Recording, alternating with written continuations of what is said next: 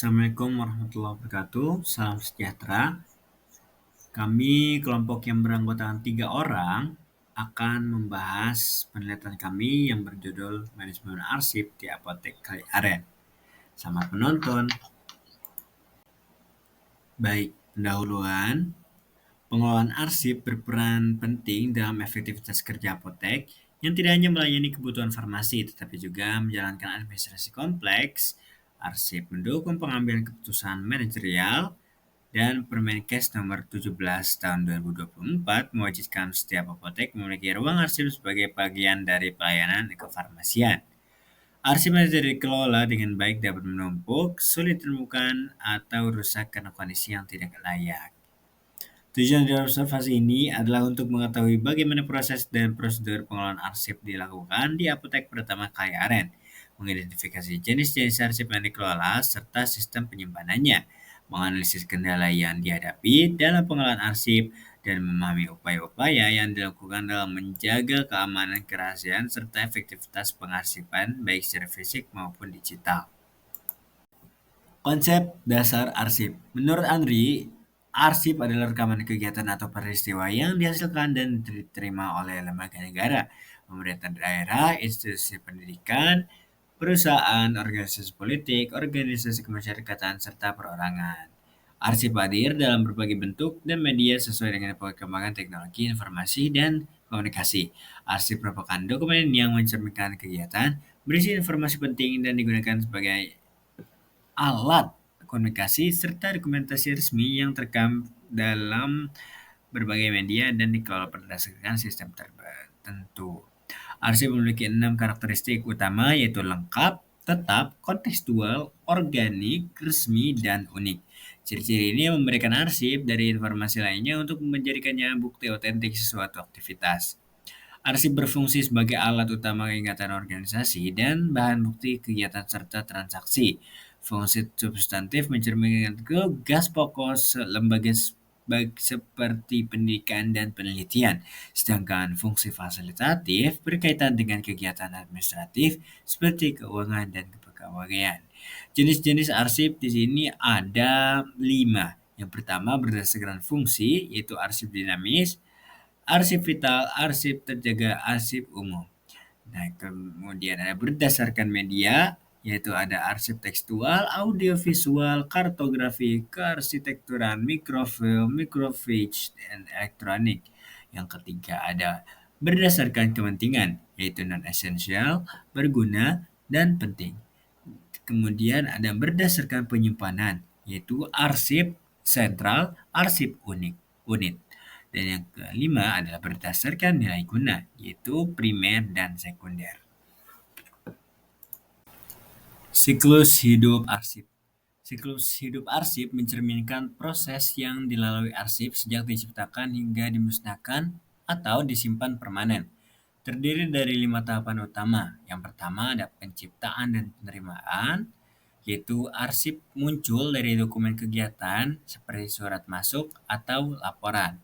Nah, kemudian setelah yang pertama melewati yang kedua yaitu distribusi, di mana arsip disebarkan ke pihak terkait, misalnya surat edaran dikirim ke seluruh unit kerja. Kemudian yang ketiga yaitu penggunaan, yang mana arsip dimanfaatkan sesuai kebutuhan, contohnya surat digunakan untuk menyetujui permohonan. Yang keempat, yaitu pemeliharaan, yang mana arsip yang sudah jarang dipakai tetap disimpan sebagai bukti dan sumber data, misalnya kontrak kerja yang dirawat suratnya. Kemudian yang terakhir ada pemusnahan atau pelestarian, di mana jika arsip sudah tidak berguna, maka akan dimusnahkan. Jika bernilai sejarah, disimpan permanen. Konsep ini menggambarkan bahwa arsip sebagai makhluk hidup lahir, tumbuh, dan mati. Menurut Shepard dan Yeo dalam Melanie 2023. Selanjutnya adalah manajemen penyimpanan arsip. Penyimpanan arsip berpedoman pada 3 prinsip utama, yaitu kondisi lingkungan, pengamanan, dan perlindungan untuk memastikan keamanan fisik serta aksesibilitas arsip. Prosedur penyimpanan arsip yang pertama adalah pemeriksaan, yang mana verifikasi status dan kelengkapan arsip. Contohnya adalah cek daftar presensi, pengawal tahun lalu.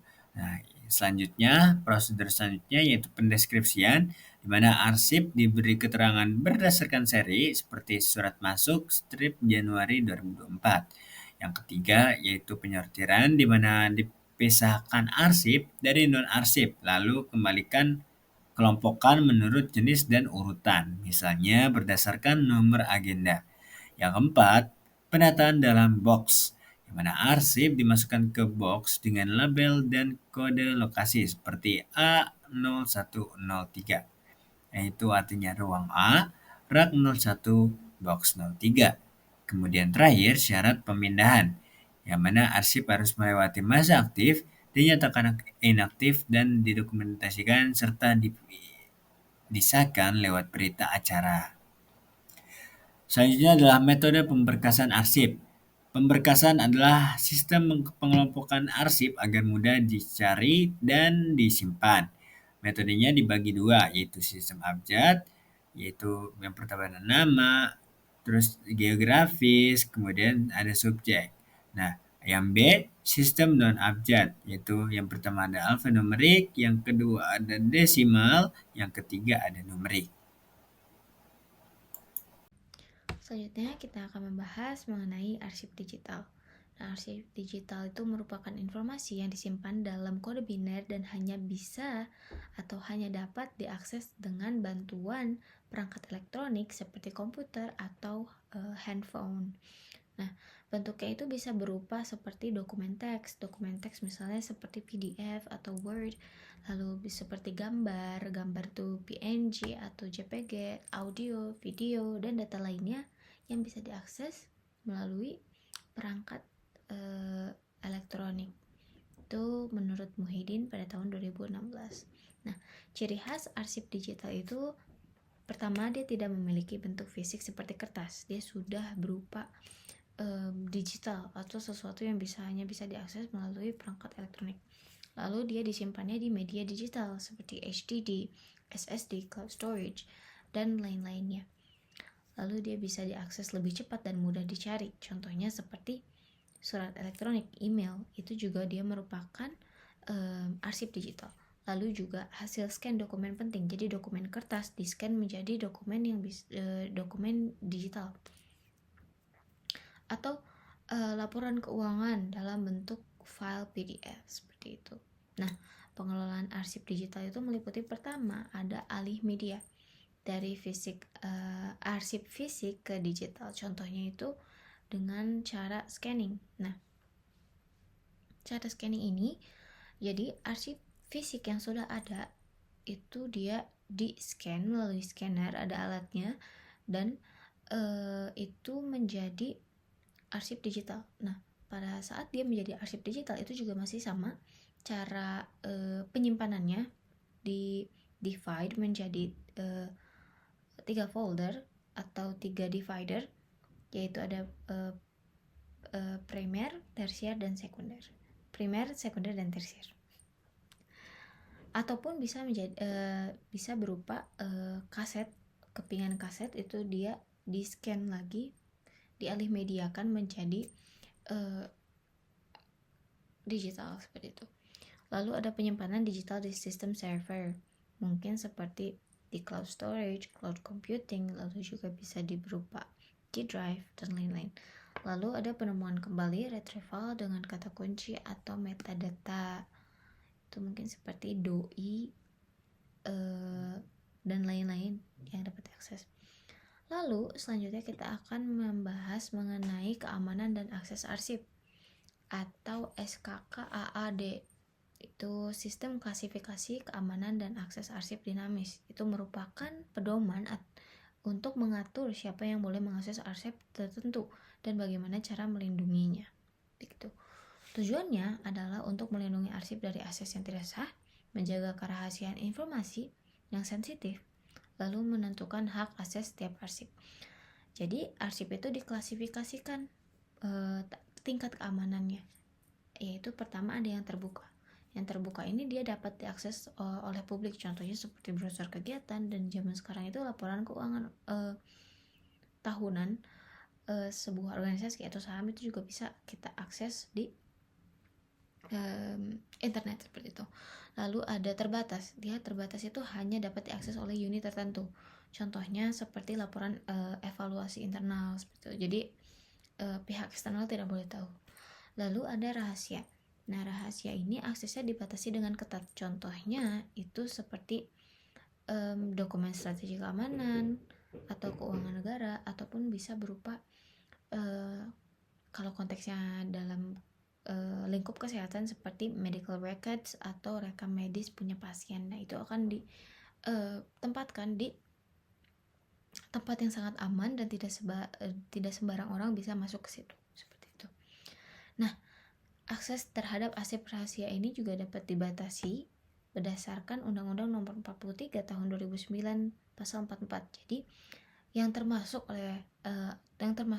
arsip rahasia adalah jika itu mengganggu hukum, membahayakan negara, mengungkapkan rahasia pribadi, atau memicu persaingan usaha tidak sehat.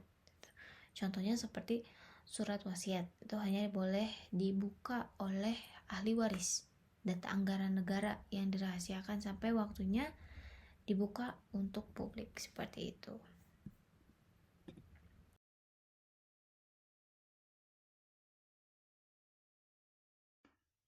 Masuk ke hasil studi lapangan, yaitu topik wawancara kami adalah seputar pengelolaan arsip.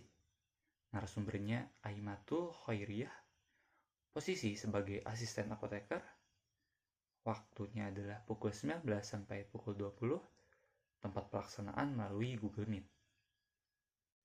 Masuk ke hasil wawancara, pertanyaan pertama, siapa yang bertanggung jawab dalam pengelolaan arsip di apotek ini? Jawabannya, apotek penanggung jawab, atau petugas kearsipan, atau staf administratif yang memahami prosedur pencatatan guna menjaga kelancaran dokumentasi. Pertanyaan selanjutnya, apa saja jenis arsip yang dikelola di apotek ini? Jawabannya, buku pendapatan, buku pencatatan, faktur pembelian, surat pesanan, serta salinan spesimen atau bukti kerjasama dengan pihak terkait. Seluruh arsip tersebut disimpan secara tertib sebagai bentuk dokumentasi dan pertanggungjawaban kegiatan apotek. Pertanyaan selanjutnya, bagaimana prosedur penerimaan arsip baru? Jawaban dari beliau, surat penerimaan dan faktur diurutkan berdasarkan tanggal dan dikelompokkan berdasarkan bulan. Setiap dokumen dimasukkan ke dalam map, kemudian ke dalam kardus yang disimpan di lemari berlabel tahun.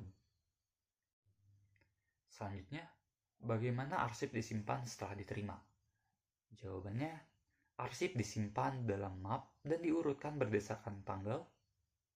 Faktur pink dan putih disatukan setelah pelunasan, lalu disimpan di lemari khusus yang memudahkan pencarian ketika audit. Selanjutnya, apakah ada pengelompokan berdasarkan jenis atau waktu simpan? Jawabannya, ya. Pengelompokan dilakukan berdasarkan jenis, yaitu adalah faktur, SP, buku pendapatan, dan lainnya. Dan juga ada waktu per bulan dan tahun. Hal ini memudahkan penelusuran dan pengelolaan. Pertanyaan selanjutnya, tempat penyimpanan arsipnya apa? Jawabannya, menggunakan lemari arsip dan kardus untuk penyimpanan fisik, serta aplikasi digital untuk pencatatan dan pemantauan dokumen. Pertanyaan selanjutnya, perbedaan arsip sementara dan permanen. Jawabannya, faktur dan SP disimpan selama 5 tahun, lalu dimusnahkan. Lalu, buku pendapatan disimpan secara permanen. Pertanyaan selanjutnya, seberapa sering arsip diperiksa? Jawabannya, pemeriksaan dilakukan 5 tahun sekali oleh pihak Dinas Kesehatan untuk memastikan kelengkapan, keamanan, dan kesesuaian arsip dengan standar layanan informasi keinformasian. Pertanyaan selanjutnya, bagaimana menjaga keamanan arsip agar tidak rusak?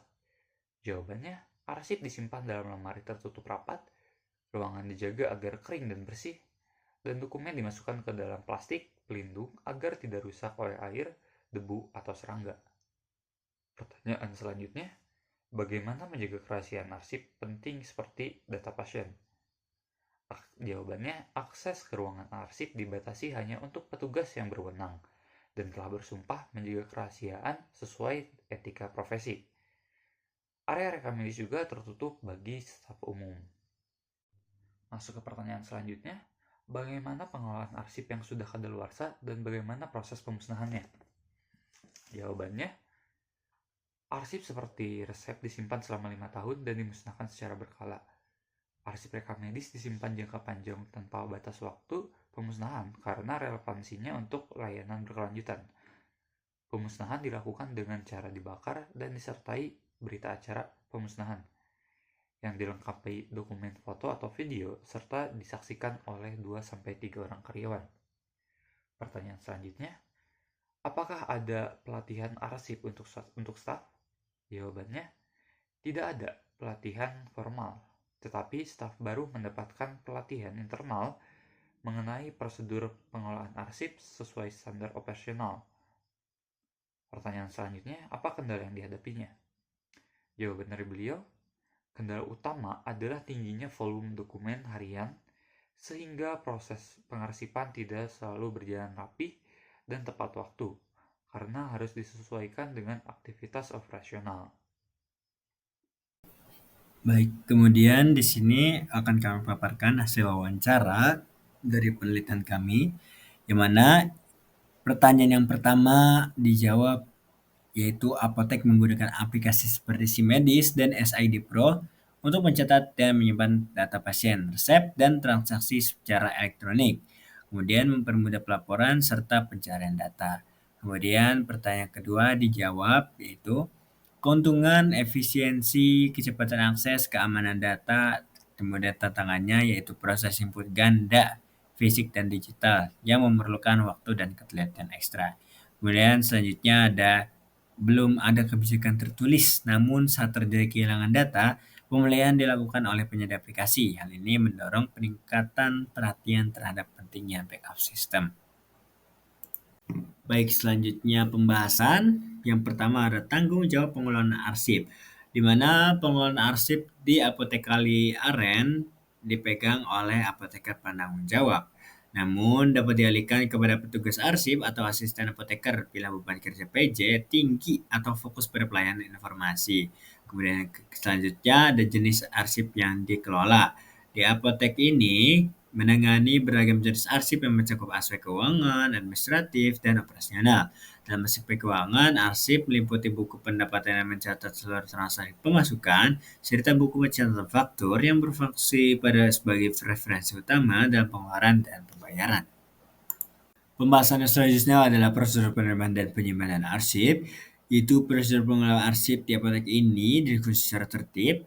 Proses dimulai dari pembuatan surat pesanan atau SP yang terdiri dari 2 lembar, putih untuk supplier dan pink sebagai arsip internal. Kedua faktur disatukan, dimasukkan ke map, diurutkan berdasarkan tanggal transaksi dan disimpan dalam lembar arsip.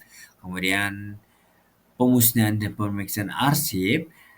Di apotek ini menerapkan kebijakan pemusnahan arsip yang telah melewati masa simpan, khususnya untuk faktur, surat pesanan, dan salinan spesimen yang disimpan selama 5 tahun sebelum dimusnahkan. Upaya menjaga kondisi fisik arsip di Apotek Pratama Kaliaren ini sudah melakukan beberapa langkah preventif agar arsip tidak cepat rusak, yaitu seperti menggunakan pelindung plastik dan menyimpan dokumen di dalam map.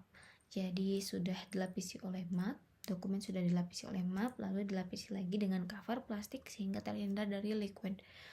Nah, serta memastikan ruangan penyimpanannya itu tidak lembab ataupun bocor.